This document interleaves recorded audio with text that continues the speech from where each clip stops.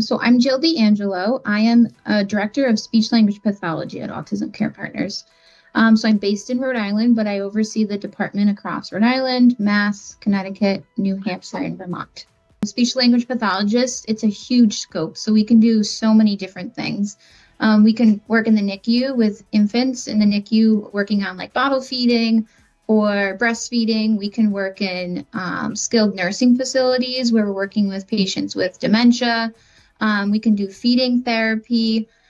We work in schools sometimes. It's really such a broad scope. When it comes to Autism Care Partners, what I like to think of us as is just those communication experts.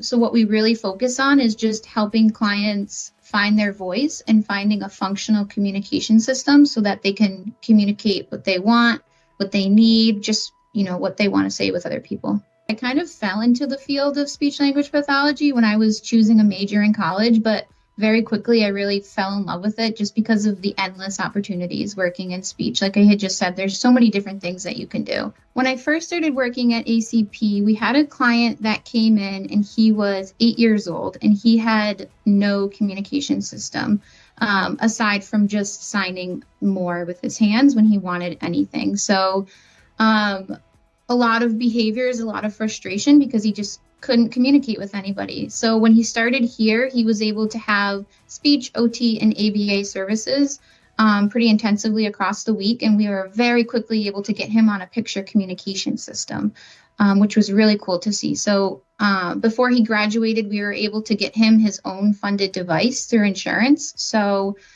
he was able to use an AAC device, and by the time he was graduating, he was fully communicating, participating a little bit socially too with people through the device, which was really awesome to see. And because he really was a very silly kid. So that was really awesome. And yeah, it was just really cool to see because he was so old when he came in, so much older than our usual little guys.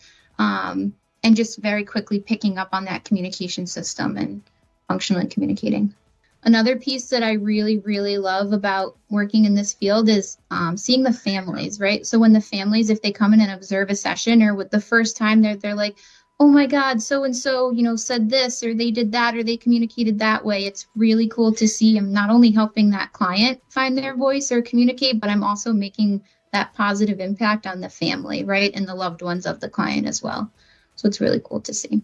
If you know me, you know that my very go-to activity is bubbles. I love bubbles. Kids love bubbles. If I can get them motivated, there's so much that we could do with that. We can map so much language onto it, and it's just so fun to do. So that is like my number one go-to therapy tool is bubbles. Every kid loves them. I think my advice is really, if you're interested, just jump in and see what programs are out there. I said this earlier, there's always going to be a job opportunity and you're always going to have fun in this field, and it's super rewarding. So look to see, there's so many like online programs these days that you can do. You can do in-person programs. It's a really needed field. And here at ACP, we're actually able to work with universities and colleges to provide clinical practicums to students. So they can get their hours here with us and they can kind of get some experience with us while they're still in grad school. And then they can go out into the field having awesome experience.